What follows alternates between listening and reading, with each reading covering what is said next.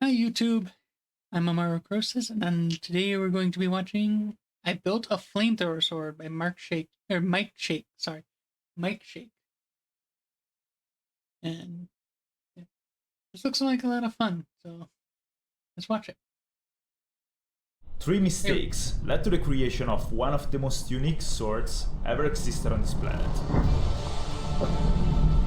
I'm already liking the look of this. Oh, it looks awesome. And it all started from bread. More specifically, From bread? Dutch bread.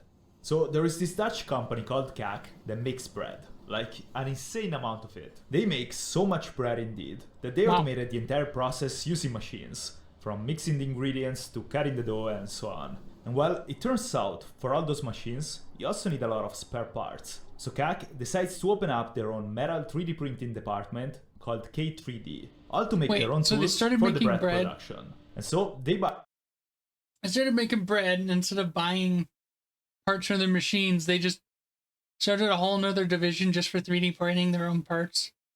That's genius. I love that. buy two metal 3D printers called Metal Fab 1. Now, 3D printing metal sounds very cool and exciting, and it is. The printers cost $1 million each. Damn. So if you're wondering how a luxury home can 3D print metal, here's how it works. This is a layer of very fine metal powder. Now a strong laser melts the powder and turns it into solid metal. Then the machine lays another layer of powder on top of everything, and after that the laser repeats the process and melts another layer of solid metal on top of the first one. Now if everything goes according to the... That's genius. I never would have thought of that. So you lay down layers of powder and just melt it with a laser. That is clever. plan, at the end of the process, you get a 3D printed metal part. But things didn't really go according to the plan. If the laser moves too fast, or it's set to a low intensity, it doesn't really melt the powder completely. So instead of getting a perfectly solid 3D printed part, you get a very porous one, like with millions of pores. Now the guys at K3D noticed the mistake and realized it was actually a great feature. Because you know, bread dough is very sticky, which makes the process of cutting it much more difficult. But now, if you got a porous knife and you blow air through it, suddenly bread doesn't stick to it anymore. Actually, almost nothing sticks to it anymore. It basically works like air hockey. Air gets pushed through the pores and it creates a thin airflow membrane makes that zero prevents friction. even the stickiest stuff to stick. Now, the reason I know about all this stuff is because I watched a video of a Portuguese YouTuber called Intexa, who one day had the idea of converting a Dyson hairdryer into a rocket engine. Like, actually. Oh. Well, to achieve that though, he needed a metal 3D printed component. And where did he go to get it? To K3D in the Netherlands. So he went there, he got the component, but then he also saw the knife made with porous metal. And I guess since he's so into rocket engines, the first thing he thought about doing with the knife was setting it on fire. This is what happens if you blow a flammable gas like butane into the knife. And if instead you use hydrogen... Wow. That knife is the second mistake of the story.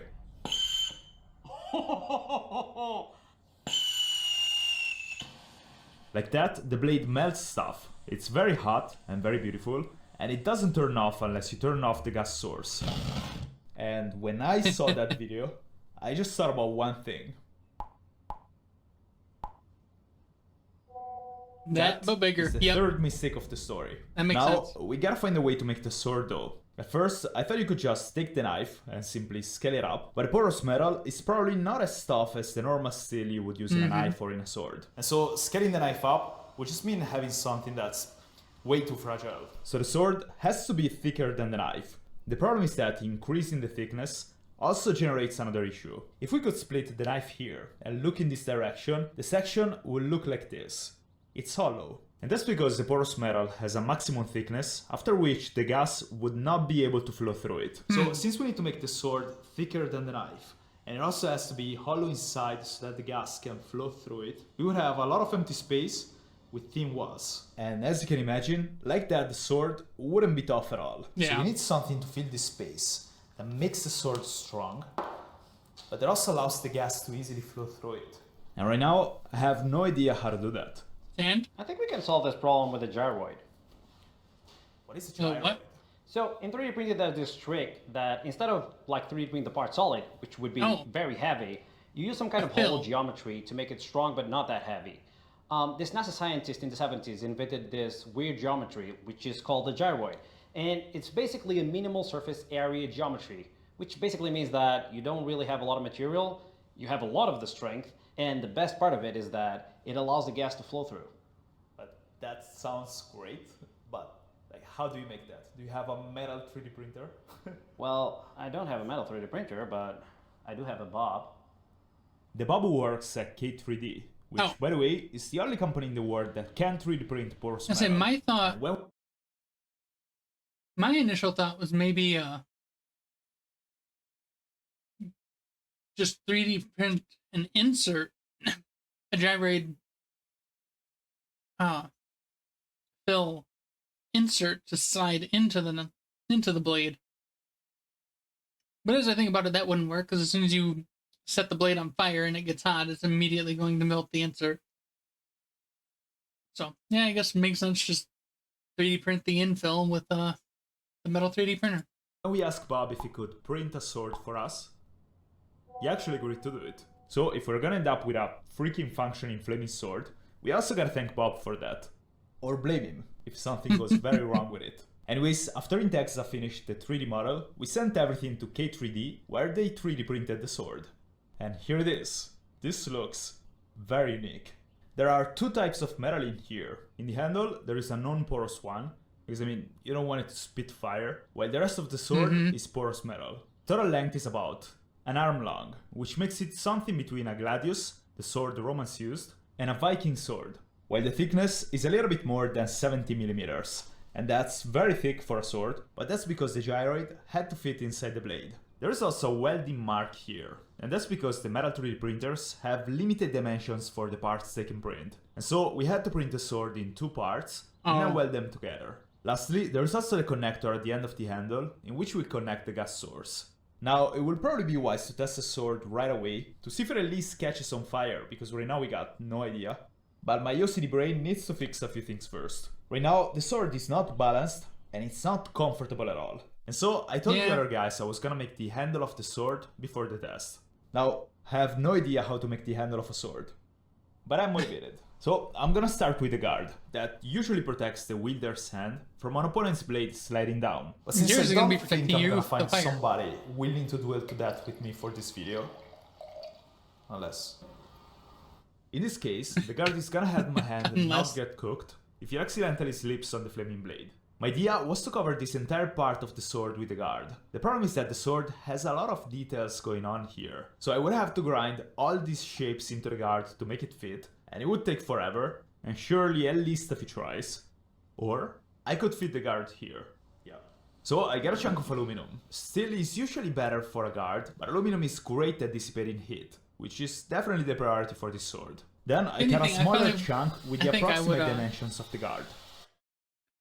I think I would like just block out a rough guard and grip just to use until I make sure it works, and then do a final version later. But I guess that that kind of thinking ahead isn't what YouTubers are about. And right now, I got something like this. Before shaping it with the grinder though, I gotta do the hardest part, which is drilling a hole in here so that I can fit it around the handle. The hole needs to have the same exact dimensions of the handle. If I make it too big, the guard would be too loose. If it's too small, it wouldn't fit. Now first, I need to drill a few holes to remove as much material as possible without exceeding the dimensions of the handle. And I've been very careful. It took a while, and this is how it looks now. It looks bad. So now I'm manually filing the hole, trying to fix all the mistakes I made while drilling it. And I think it took me something like 3 hours. The good news is that now I got a much better hole than what I had before. The bad news is that when I tried fitting it on the handle, I realized something. This is where we're gonna fit the gas connector, right? Do you notice something? That part is thicker than the handle. which means my guard doesn't fit at all. And if I made the hole in the guard as large as the connector, it would then be too large for the handle. It'd be too loose. I basically just wasted 3 hours. You Never need mind, I found a solution. I just made a larger round hole in the middle of the square hole. And then I kept filing it and testing it, filing it and testing it for like 2 hours until the handle finally fit. At this point, I can work the guard into its final shape. And I started by cutting off chunks of materials using the bandsaw. Now I have to round and smoothen the edges. And I'm doing that first using the belt grinder. And my initial thought for how to get around that was make the guard in 2 pieces and yeah.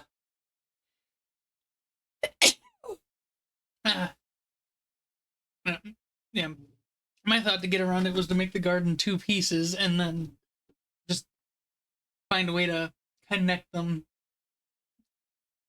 when you're actually putting it on, but yeah, that works. Just make the hole bigger. But only at the middle. And then sanding it by hand. And here's how it looks. Now, before polishing it, I also need to make the pommel, which is pretty fundamental for the balance of the sword. Ideally, the center of mass in a sword should be pretty close to the hilt, as you see here. And since right now, that's not the case, the extra weight of the pommel would bring the center of mass back. For this reason, I cut another piece of metal, and I basically repeated the same process I used for the guard. I cut out a rough shape using the bandsaw, and then I smoothed the edges with the grinder. And after spending a while sanding the pommel by hand, I polished the guard and the pommel with a buffing machine. And even though I still need to clean them up, I think they look pretty good. Shiny. Now, the only thing missing before the test is the grip. My idea to do that is to make a wooden core around the handle and then add soft and grippy materials on top of it. As a reminder, this part is... Let's see. Wood on a fire sword seems like a bad idea, but depending on what you wrap it in, I'm hoping whatever you wrap it in is going to be flame resistant. To protect the wood core. You know, safety first. It's not porous, so the gas would just flow through it without getting hot. Hopefully. Starting with a wooden core, this should be pretty straightforward. I'm just cutting out a piece of wood with the right length, and after that I'm shaping it with the belt grinder. I'm trying to grind the wooden block down to the same thickness of the guard. This way they should look nice when they're mounted together. At this point I need to make the wooden block fit around the handle. And to do so, I basically repeated what I did with the guard. I drilled a few holes into the wood, and then I filed by hand till I got a hole with the same shape and dimensions of the handle. And it took a little bit of convincing, but after a while, I got a pretty tight fit. I also already drilled a hole into the pommel. This way, I can temporarily place it at the end of the handle. The balance of the sword got much better than before, and this would probably already work as a grip. But to consider it complete, I need twine, glue, and patience. First, I'm wrapping the handle with twine, gluing it every once in a while to keep it in place. The handle like this feels much more comfortable already, but to make it even better, I took a piece of leather and I cut a few strips out of it. Then I glued 3 of them on top of the twine based on the position of my fingers on the grip. Now the last step is wrapping everything with leather. And it took me a few attempts to do it, but I made sure to avoid gaps between the leather and the twine. This final wrap keeps everything in place and makes the grip even more durable. To finish it up, I added 2 leather strips here, and now I just gotta mount the pommel. The problem is that I'm not really sure how to fix it here. But then I realized that the hole I made into the pommel is just a little bit smaller than the diameter of the gas connector I'm gonna screw into the handle. This means I can hold the pommel in between the gas connector and the grip. At this point there was a little gap between the pommel and the grip, but I tried to fill that with O-rings and it actually worked pretty well. The pommel squeezes the O-rings against the grip and everything feels very tight and sturdy. And now I just gotta sharpen the blade. As an experiment, I'm trying to polish/sharpen the porous metal using the porous knife as a guinea pig. And this way it certainly gets sharper, but polishing it also closes the pores. And since we want to have as much gas and as much flames as possible, I'm just gonna sharpen the blade with whetstones. And even though I was a little bit limited by the thickness of the sword, hopefully this edge will be enough to cut stuff. So here we are, 4 months in the making, and the sword is finally ready. Wow. Now, before leaving the shop though, I also want to give a big thanks to the brand who entirely funded this project, and that's War Thunder. Imagine if someone threw 2,500 tanks, planes and ships from 10 different nations instead. go destroy each other. It's completely free. You can play from mobile, PC, Xbox, PlayStation, whichever you got laying around. I've been playing it a bit and Wasn't it's that very purely nice. a The mobile sound game effects at and the graphics are first? all very realistic.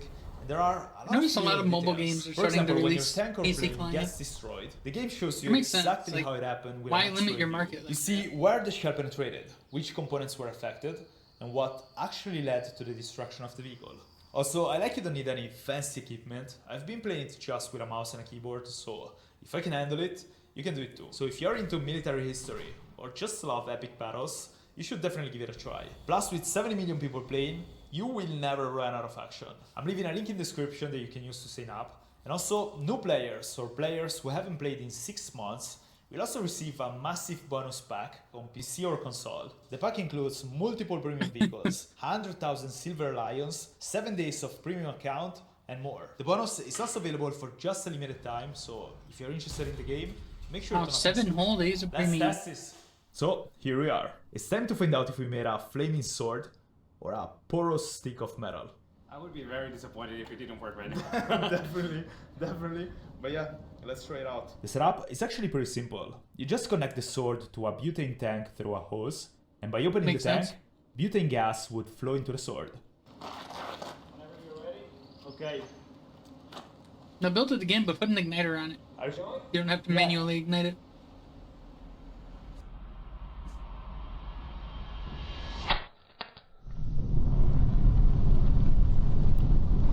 That'd be my biggest fear is igniting it manually like that and, you know, burning your hand. And I think it kinda works.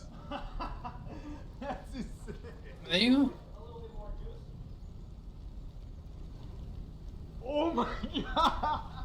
This is, without a doubt, That's cool, though. one of the most spectacular things I've ever seen in my life. It doesn't even look like 100% real. A burning hot, sharp piece of metal out of another dimension. I love how And it the look blackened is not even the immediately, only cool though. part. The sound, man. Wow. Now, of course, the flames die down as you move it. Listen to the.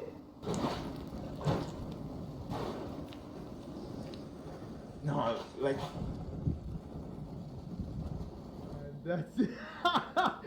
Jesus. So we kept staring at it in disbelief for a while, and slowly the sword became cursed. I mean, it turned black. Yeah. Which I believe it looks actually better than before. It does. I'm pretty happy about the handle though. Like, it's holding up very well. Aluminum doesn't even get that hot. Actually, I think you got just the best combination possible because you have wood here, which is insulating, so you don't. I'd say burn I your would hands. And the maybe aluminium put is something on the perfect. Why underside of the does it take you- guard, just And I obviously in did case that it on does purpose. eventually get hot, so you don't burn the top of your The plan is fingers. to test the sword against a lot of targets, but we spent the entire morning just looking at it. What I also find very fascinating is the distortion that the heat leaves behind. It looks so surreal. You can even see the heat in the shadow of the sword when you turn it up and it burns. And when the wind hits the blade, it almost looks electric. Alright, let's test it. First of all, what happens to the targets when you hit them with a flaming sword? And second thing, we want to actually Well, test they're mostly gonna how get burned by tough the metal porous metal or is, something because like right now we don't know. It could be fragile, it could be tougher than the normal one. We have no idea. And also, we want to find out how sharp it actually is. These are all the targets we are gonna test. Plus a watermelon that got into a little bit of an accident on the way here. Anyways, we're gonna try to slice all of them, starting from the easiest and ending up with the toughest one. I'm pretty sure it's completely gonna destroy the tomatoes. I'm not so sure about the gelatin guy. I'm not sure about the gelatin guy. I fear about the sword, honestly. You may just spoil the Yeah. gelatin at the start, Find though. out. And the first target is the watermelon. Now the sword is pretty thick, and because of that, we weren't sure if he was gonna be able to cut anything at all. No, I think you're But good. it actually worked. Then, by watching back the super slow motion footage though, we realized that the flame actually disappeared before the impact with a watermelon. And we don't want that. We want big flames. Always. How are we gonna fix that? Yeah, how are you gonna fix that? I have no idea. Dan, in Texas, actually had an idea though. Yeah, basically, when I need a little bit more pressure, I just turn the can upside down and the liquid butane starts pouring out, which gives a much bigger flame. What I advise is for you to keep it as far away from you as you can. Alright. You can turn it on,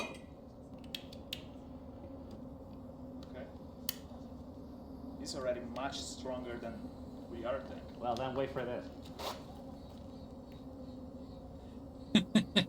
Oh god, it's going now. Oh jeez, it's going now. Yeah. I'm not sure if you can see that on camera, but that thing is insane. It felt like holding a furnace in my hand. But Yeah, this I don't trick doubt that. apparently solved the issue. Oh, Definitely yes. keeps the flames better. Okay, we found the way. It's freaking hot, but I guess we found the way.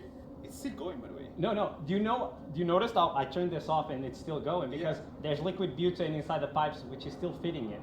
So we kind of found a solution, but it's a bit dangerous. Yeah, So no we shit. tried the method with target number 2. Bottle of water. And you lost the flames. And they came back a little bit. Didn't quite make it all the way through. And even though flames still went away for a fraction of a second, the sword actually cut the water jug, and the flames came back almost immediately after the hit. So then we quickly went through 3 different targets.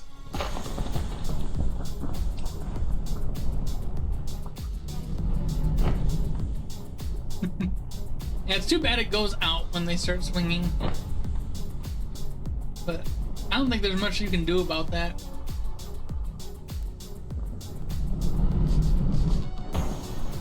It's kind of what really happens is the flames are always burning in place. So now we're gonna move to the fun stuff. So they just kinda get ballistic left behind gelatin is as actually the, pretty tough. It should simulate muscle tissue. And Yeah, that was as an Kentucky example, ballistic. my supersonic chain whip did basically nothing to it. So we were kinda worried the sword was gonna bounce back. But it actually went through it like butter. Like that was clean through. No resistance whatsoever. We didn't get the slow motion shot, so I'm gonna try to hear it again. And this time, we definitely got it.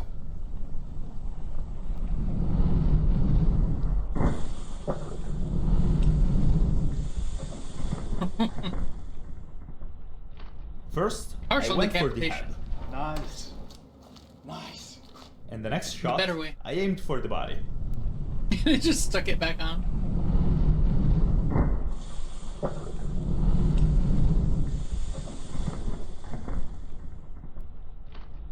Is it still attached slightly? It was. It just tore away on that So little the sword thread. right at the definitely end. cuts the ballistic gelatin. But right now, we also want to find out if the heat actually plays a role in that. Okay, let's see how easily I can like split it in half. Okay, let's go. Oh jeez. Oh Jesus. Yes, it's definitely the momentum of the sword, not at purely that. the heat. Oh my God! The noise is unsettling. But it's look. You don't say. It's like ham. Oh my god. That is great. The thing is, one thing is melting the gelatin, That's insane. another one is cracking bones. And right now, we want to find out if the sword can actually do that. The goal is here in the neck, and at the moment, I'm not confident at all about doing that. I'm kind of scared, honestly. I feel like this could actually break the sword. So it's Yeah. either gonna break the neck. Given Or that the it's sword is porous, gonna yeah. But obviously, there is only one way to find out. Oh! It lived. I think it caught it, and then it fell, and it separated the head from the body. So then, to understand what exactly happened, we watched the slow motion footage.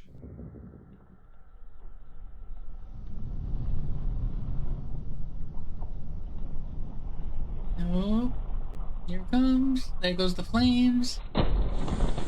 It got stuck in the spine. And then the flames kick back on inside of it. Oh. Good thing at that point you wouldn't be feeling it, because, you know, the spine was already cut. Yeah, it took a little bit of time to break the neck, but then it sliced through, and I guess it separated when it fell on the floor. Look, yeah, it's broken. No, I can't believe we actually did this. Like seriously, like it's insane. This shouldn't be real. And I'm still not 100% sure it actually is. Hey, Mike, do you have any grape juice? Massive shout out to Intexa for collaborating with me on this Great. one. I'm saying this way too sexual. I'm, If you don't know him, definitely check out his channel because it's great. Big thanks to K3D for printing the sword. And last but not least, thanks to check out that Thunder other for channel. supporting this whole thing. Use the links in the video description I to love these sign kinds up of videos. and receive a massive bonus pack on PC or People consoles. just make things Go see check if it they out. can. That was a fun video. I'd love to have a sword like that one.